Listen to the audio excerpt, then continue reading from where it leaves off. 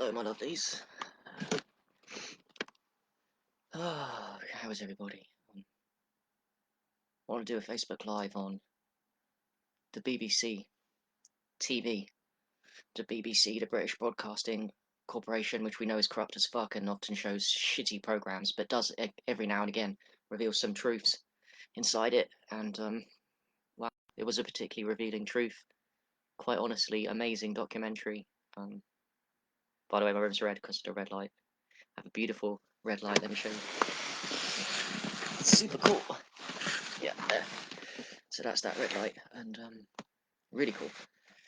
But yeah, wow, what an amazing documentary. How amazing life is. That was really encouraging and inspiring, and moving. I felt really moved. I watched it with my dad, and felt really cry and emotional. It was fucking awesome.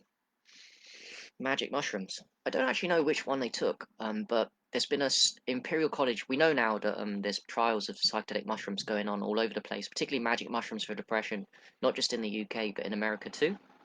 Many top universities now. It's really encouraging. There's a little awakening going on in the psychedelic communities, and it's pushing towards the mainstream. And yes, I love the fact that a lot of us come to the knowledge of psychedelics and their healing power at micro doses, and then at macro doses to completely transform you, but even at micro doses to heal you.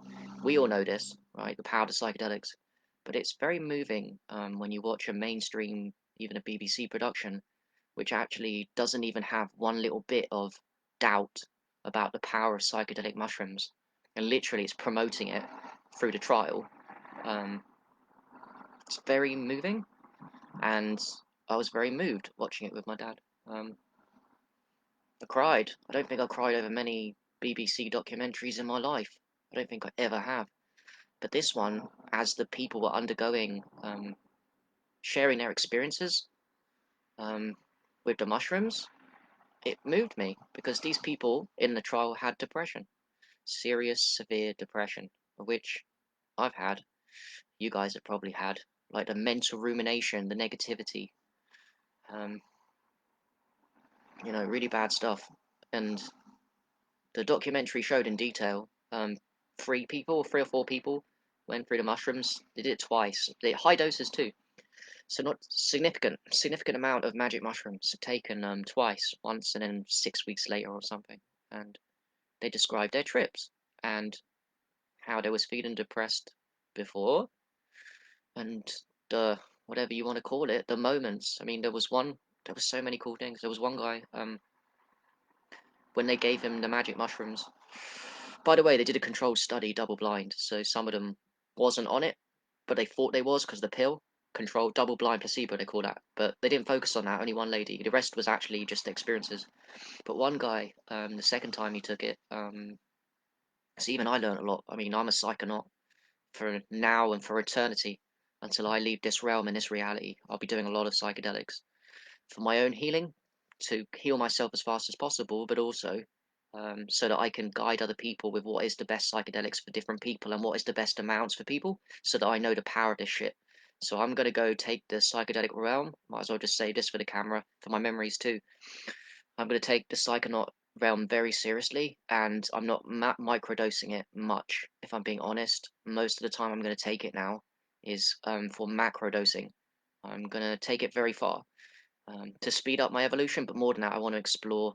I just want to, yeah, explore the other realms and go to the darkness and the abyss inside my soul, the other dimensions of darkness. I need to face my fears. I need to confront the scariest parts of reality. Of the other realities out there, my shadow and all this shit.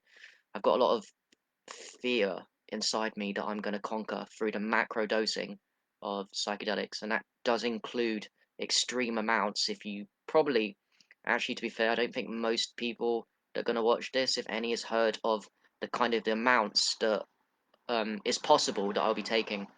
There's a guy on what do you call it? There's a guy on YouTube that I heard recently. I actually heard him for the first time when I did the LSD tabs on Sunday too.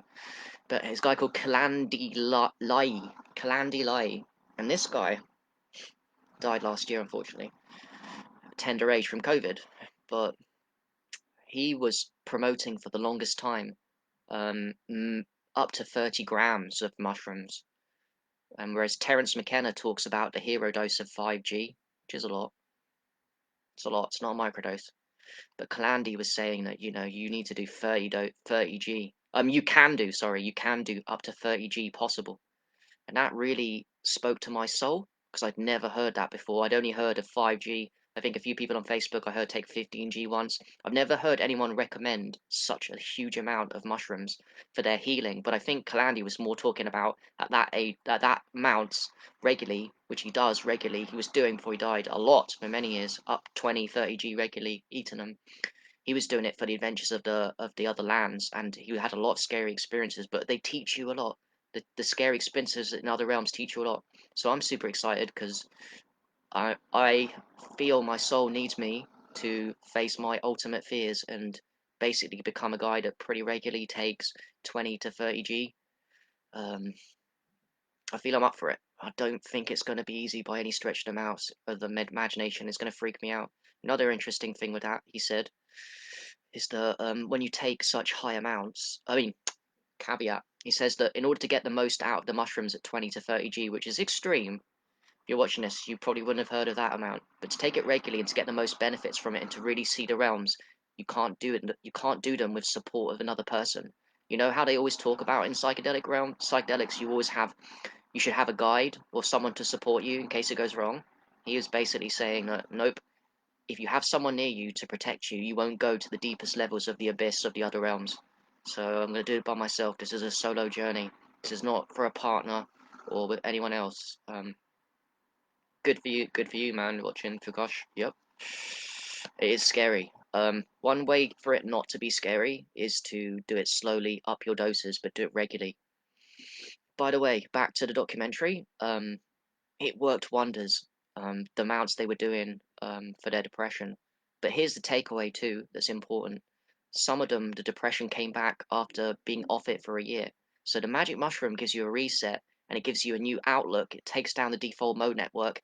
So the old patterns of how you see yourself, it takes you down temporarily, and you can start having new thoughts and ideas about yourself, which you haven't experienced, and new states of elevation and consciousness. But you have to maintain it when you've got severe depression. It is a cure all in a way, but you just have to keep going. That's what the takeaway that I noticed. It's interesting. You have to keep on it. I mean, not every day. I don't mean that, but every couple of months or weeks, if you really want to heal yourself to the fastest possible, or, and they definitely won't say this in the BBC documentary, you do a lot a macro dose, but I don't recommend people that are depressed that aren't and are still on the blue pill basically, or you're at the beginning of the red pill stage. If you're at the beginning of the red pill stage or blue, I don't recommend you macro dose straight away. I mean, I really don't. I mean, yeah, just don't do it. Because then you might have a negative experience with it, like seeing the shadow, and it will freak you out enough, and you might never try it again, and then you'll speak badly to other people and yourself with psychedelics. We don't want people to be. Do you know what the truth? I don't want anyone to speak badly of psychedelics. I want everyone to do it properly in their own stage of their journey. If that means you do it slowly, up your doses, so that you get, as Kalandi says, your sea legs. It's important for you to, if you're in new realms with psychedelics that you're not used to, you can first of all freak yourself out if you take too much. You're not used to that level of consciousness, or whatever you're seeing in these realities. It'll freak you out, and this is not always a good thing. I mean, it's not like when I go through the mega high doses. I mean, it's gonna feel real, but I'll know kind of. I hope that it's not fucking. I mean, it is real, but I'll know that I can coming back. And do you know what I mean? I won't take any negativity because there's only love for me from psychedelics. Because the actual truth of psychedelics is whether it be plant ones, whether it be the mushrooms, they're all fucking special and magical. Whether that be, by the way, the LSD too, the synthetic, which fucking, by the way, let me tell you, is godly. There's something with LSD when I did it that I could see that was like a DMT trip, and it's a fake synthetic if you want to call it and look at it that way. To me, it's fucking amazing. Not only does it rewire the brain, go on Google. By the way, go on Google and type in. I did that on the day I took LSD. Type in ecstasy and LSD to change the brain, rewire the brain. All the psychedelics do fast. All of them do, even at microdoses. Even at microdoses, they transform the brain fast. So that's fucking cool. And that's what we're here to rewrite the brain, to take down the old pattern of thoughts and to put in new ones, right? Yes, I'm not doing this. Okay, Cesar, man, good to watching. I said, I hope I'm doing this alone, but I'm not scared. Yeah, that's the thing. Let me repeat that because I think this is new information for people. Like, and you don't have to believe it or even try it, but when you take a macro dose, like a 5G up of magic mushrooms, or just a lot, LSD obviously is much smaller amounts. You take a macro dose of anything, that version of that psychedelic. I mean, it is cool to have someone sitting, but when you have no protection and it's you by yourself, you give yourself permission to get through it yourself. You will get so much more. I really believe Kalandi in that. I'm taking that to heart as I begin tentatively my journey towards working myself up to becoming a guy that regularly takes 20 to 30 g of magic mushrooms, because I think that's where the deepest healing, that's where the deepest exploration of the other realms. Basically, I think that for me, I want to die before I die many times in this realm so that I can really progress to my highest truth in this reality. That's not for everybody, and it's certainly a long way from just removing square old depression, which is a big deal for people in the BBC documentary. It was totally moving. Quickly, there was one guy that had severe depression, and on his second dose, the first one he got magic results, he loved it, and then 6 weeks later they brought him back, and then the first thing when he was under it after 30 minutes of the mushrooms, he got in a like a box, a cage, and there was birds in the cage, and he was inside a box in a cage, and he could see himself. He was an observer, and he was also the person inside the cage. He was both. He was the observer, and he was the person inside the cage, and it felt horrible because he was watching himself trapped in a cage. But then he realized, oh, I can just open the cage and I'm free. And that fucking made me cry. Because what it was going on was the mushroom was telling him he'd spent his entire life in a cage of depression, symbolic, and all he needed to do was lift it up. But then it's easy to tell someone, you're in depression, get out of it. But you can't, because you're stuck in the brain with the default mode network and the deep patterns of negative thoughts and ruminations going over and over. But then with the psychedelic trip, the mushroom gave him the truth. It was horrible. He was in the cage, and it was nice. I think it was 5-10 minutes in the cage, and then he realized, fuck, this sucks. I can just open it, and he fucking did. And that was the symbolic lesson of the power of psychedelics and mushrooms to teach you the highest truth of yourself, that you can change. You can open up the cage. And he felt great afterwards. And that's the beginning. Psychedelics are such fucking amazing teachers. I love them. Always. Do you know what? I'm super fucking grateful for this community. We started in urine therapy, and it's gone all over the place. Um, and psychedelics is a key part of my life now, forever, until I die in this realm. It will always be a key part. I'll be 80. I'll still be doing psychedelics, 30 g of mushroom every couple of weeks. You bet. I love it. It's a game changer. And what moved me as well with the program was I love the idea that the mainstream is waking up slowly. In America, the universities, in England, the universities are starting to study magic mushrooms at macro doses for healing depression. I love it. The world's changing slowly. And that moves me because it's for us. We think it's all normal. We do loads and we don't care. We love it. We get the benefits. But for them, it's deeply moving because we all know how horrible it is to suffer in your mind. Mental torture and depression is almost as bad to me as being physically poor, sleeping on the street. People think it's all about sleeping on the streets, no house, no home. That's a kind of depression. Oh, fuck me. No, there's a worse one than that, in a way. Mental depression, mental torture. I've been there. You guys have been there. The mental torture of the mind, the prison. Man, I've been there. Fuck, man. I used to cry in my room every night and say, why God me? And that wasn't a nice, joyful cry. That was a like, fuck it, what am I even here? Let's just kill myself now. Get this over. But then I didn't. I carried on crying and feeling sorry for myself and questioning God. Like, what the fuck? It was horrible, the mental torture. So it's good that this stuff is coming out into the open. The future is promising regarding psychedelics, man. LSD, all of these tools. There is no psychedelic that's bad. There's so many plants. Ayahuasca, San Pedro, Iboga. I'll name them. Magic mushrooms, amazing. LSD. You know what? Ecstasy. Yes, ecstasy therapy for couples, phenomenal. Not too regularly ecstasy, because it does ruin the serotonin receptors. But I'll tell you what, occasionally ecstasy is phenomenal. Teach you true love. Another one that's a natural version of ecstasy, if you don't go there, is San Pedro, the plant. It's very similar effects to ecstasy, but it's a plant. So if you don't want to do the ecstasy, look into San Pedro. What else have we got? Oh yeah, we got Salvia Divinorum, which is an amazing one, which people think is really bad, because what happens is people take too much of it, and it freaks them out because they go into a dark realm, when what you really should be doing with Salvia Divinorum, like most psychedelics, is maybe take a little slow. Yeah, everyone thinks badly, by the way. Even you guys watching this, I bet you, everyone watching this that knows a little bit about psychedelics, you think Salvia Divinorum, you've heard of it, you've either tried it and freaked out, or you've heard other people try and freaked out, and I bet you've got a bad opinion of it. If that's the case, buy my bro's book. Let me see if I can find it. Um,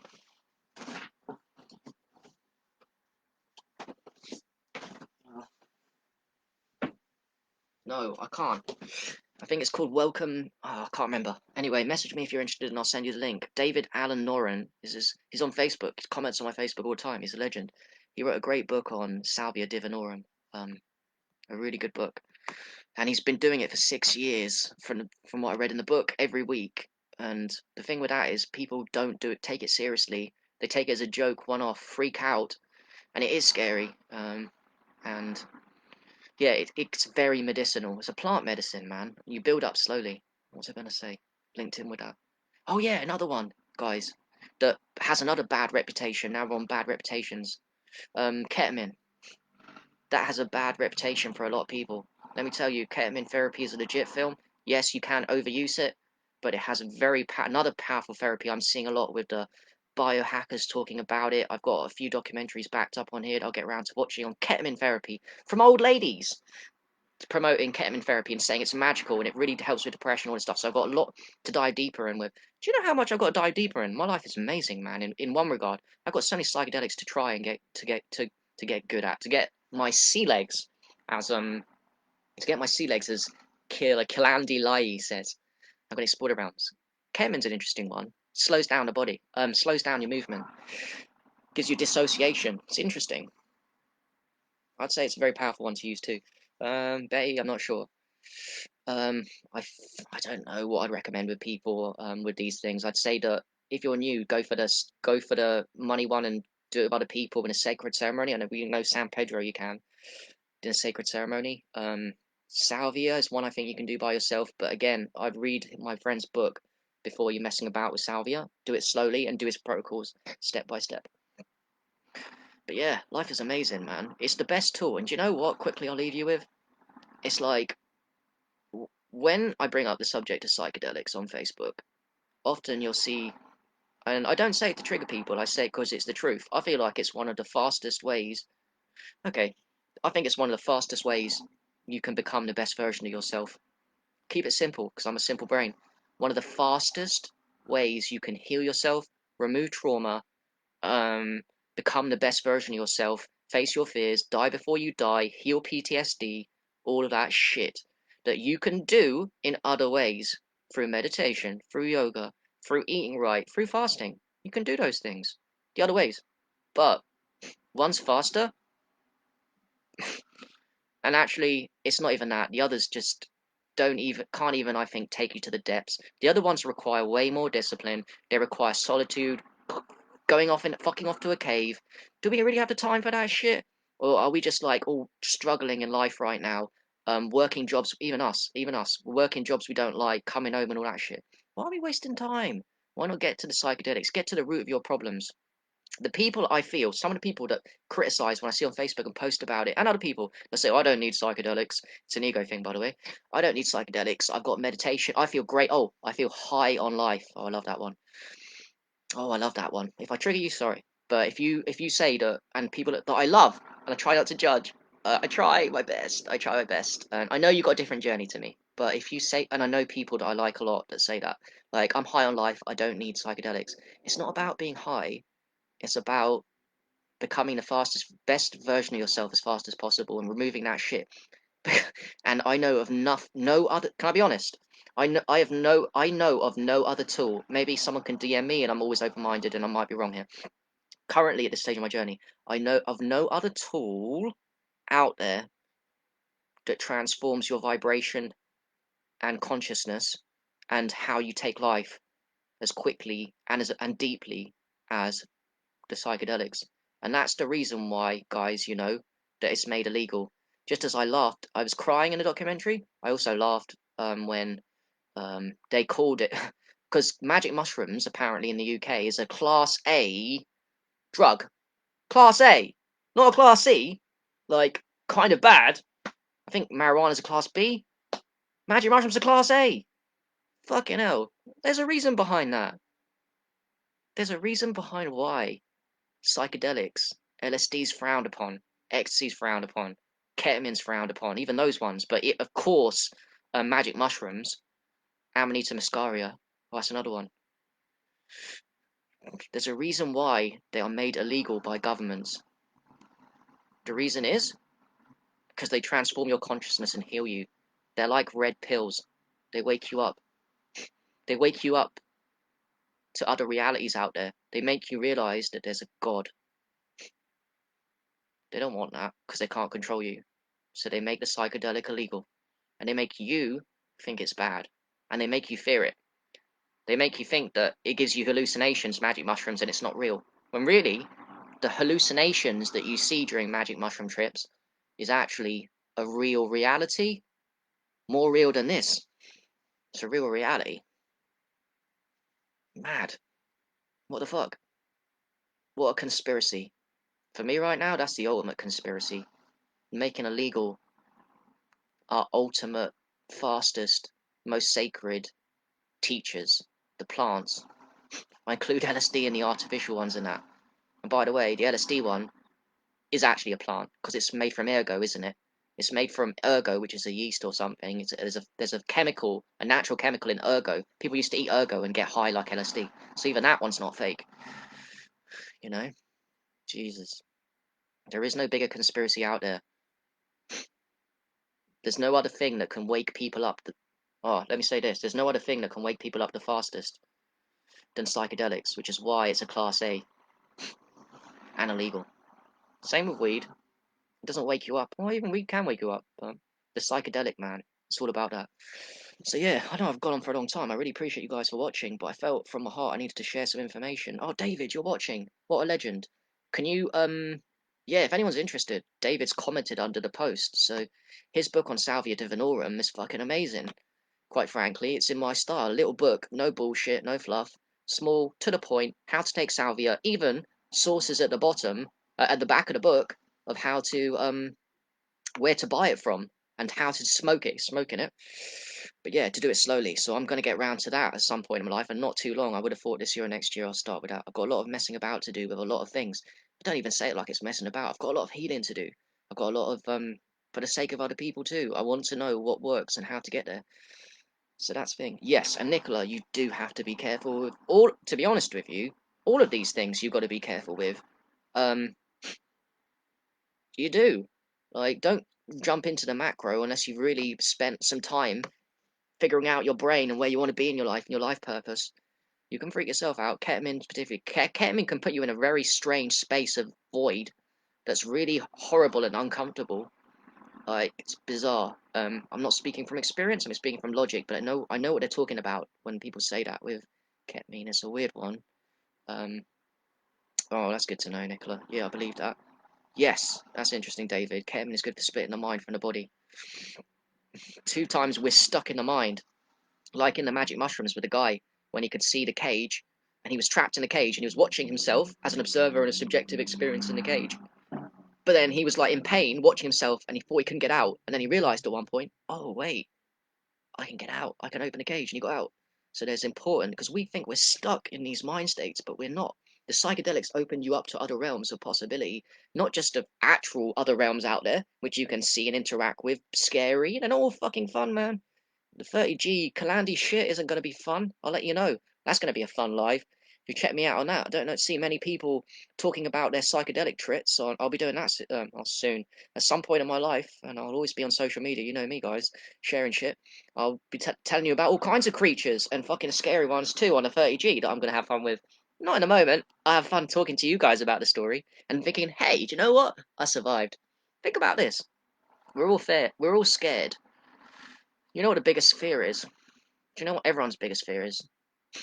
All fears are linked to your fear of death, whether you admit that or not. Everyone has fears here, I think. Unless you've taken a lot of psychedelics, that's about the only person I can think of that isn't afraid to die. Do you know why? Because if you take macro doses of psychedelics, you will die. You will die before you die. And when you die before you die, you give yourself permission to live without any fear. Because you can say you're not afraid. Trust me, if you haven't died before you died, you're still afraid. Maybe not as much as them lot, but you're still afraid. So that's what motivates me a lot with this dying before you die. And I know it's going to be fucking scary. Oh man. The bigger your ego, by the way, and I have a bigger ego, believe it or not, we're working, all of us, that's good. We're all working to reduce our ego. That's what we're here to do. Raise our vibration, increase our presence, lose our ego.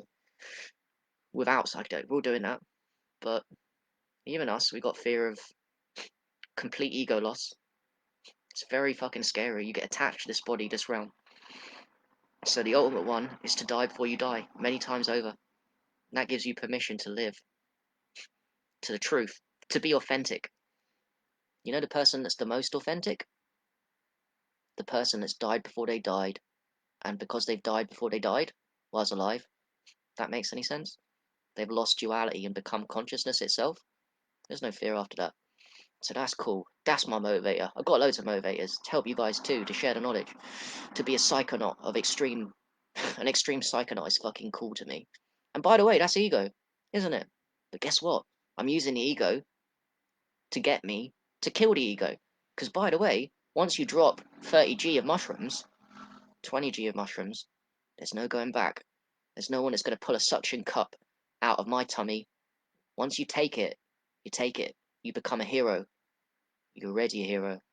When you microdose psychedelics, you're a fucking hero to me. Anyone that does, including the people on the TV, normal people. Anyone's a hero if you try psychedelics. I don't care how small the amounts. That's fucking cool. Because society teaches you it's illegal. You're already a fucking hero. You want to change. Anyway, I know I'm talking way too long, but Jesus, this is all good. Should we get some value here? Is it, Faisal, man? That's interesting. Yeah, ketamine infusions for depression. Wow, I didn't even know that. See how things are moving slowly. And by the way, this is tied in with, we think things aren't changing on the planet for the better. Well, one example of how things are changing for the better is all of a sudden now there's trials going on in universities. There's the BBC programs. What Faisal said. They're starting to come out. They're starting to come out. Think about it. If it was all going downhill and there's no hope and psychedelics going to be suppressed, this information wouldn't get out. It's the beginning of a seed that's going to go massive. It's going to get massive. What do you think it's going to be like in 20, 50, 100 years' time? If this information is coming, it's starting to bubble now. It only gets bigger because the truth can't be contained. The more trials that go on, the more people are starting to try it. Guess what? Then the more people see results from microdosing on these psychedelics, and then humanity starts waking up because they're living it. They're being open minded. They've heard it in a research paper. They thought to try it, and then everyone's just like, it's building. The momentum's building. A great example. Please remind yourself if you ever get too depressed with what's going out there, the vaccines and all this stuff. This is important. If you get too depressed, because I know the world is heavy out there, the agenda is awful, and it might look completely shitty. Well, at least you've got one focus area that's fucking true. It seems like at the moment the realm of the psychedelics is blowing up. And this shouldn't be happening if the world is going to a really dark place as imagined. How can it go really dark? You'll always have the psychedelics. They can't control your mind when you take the psychedelics. They want to control your body, they want to control your mind. When you take psychedelics, they don't control you because you realize that you're more than this. You've already died. In your mind, you've died. You killed the ego. They can't control you. They want to control you because they want you to fear life. But what if you take psychedelics enough and you don't fear life? They're done. Alright, I'm really enjoying this, by the way, so I appreciate you watching. Yep, alcohol too. Oh my god, yeah. Alcohol and, yep. Terrible. Yep. Okay, I don't want to make this too long. Cool. Thank you guys for watching. Henry, man, appreciate you as well. Mad love to you. We'll meet you soon in Hawaii next year, so that's good. Um, yeah, this is good. This is good. All right, peace and love. I value all of you, and yeah, this was just my massive rant on the BBC documentary and psychedelics, and also I put in there like my adventures with it because this is a huge part of my life now. For the rest of my life, I'm 33. I've only tried psychedelics maybe 3 years ago, and I'm not even that much. But I'm determined, and I need to become much more experienced in all of them, literally all of them, to know what I'm talking about. I want the wisdom that comes, like, the Mazteca, the people that took it seriously and did it religiously. That's what I want. I want this for me, and I want it for you guys, so that I know. I know that everyone wants to do all of them. You don't have to do all of them. That's just me. I want to try all of them, but there's a lot of them out there, and they all do different things, yet similar things, and they're all amazing, and they all change you a lot. So I'm very grateful for that. I would have done a lot of work. We all would have done a lot of work without them, but we are blessed by the psychedelic. And do you know what? They might be illegal, but we know that we can all get hold of them somehow, and that's amazing. That's another reason to celebrate. I mean, the governments make it illegal, but really, we can all access these. We can go to plant ceremonies. We can go to ayahuasca retreats. We can go and do San Pedro in a serious ceremony. We can do them underground, everywhere around the world. That is cause for celebration. Like, fuck me.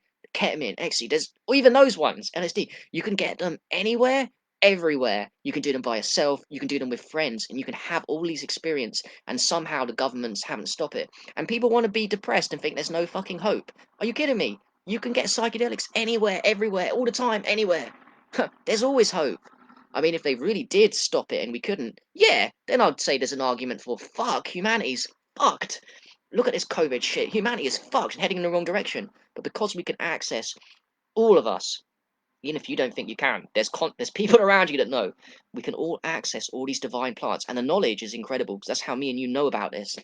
So they can't stop the truth, man. And psychedelics is the absolute fucking truth, and it'll make you see the truth, and it's awesome. So yeah, all right, peace, and I'll leave you lastly with the red light, man. My fucking red light is awesome. And my sober behind me, but the red light is amazing. That red light bulb I got a few days ago, fucking sick. If I turn the blue screen off, I'm only looking at the color for this. I've got the nice red light which sets my melatonin perfectly, doesn't wake me up. I really love it, and it's got low flicker too. So that's cool. It really sets me up. It's such a nice ambience with that, the green and the red soma underneath. I love life, man. It's good.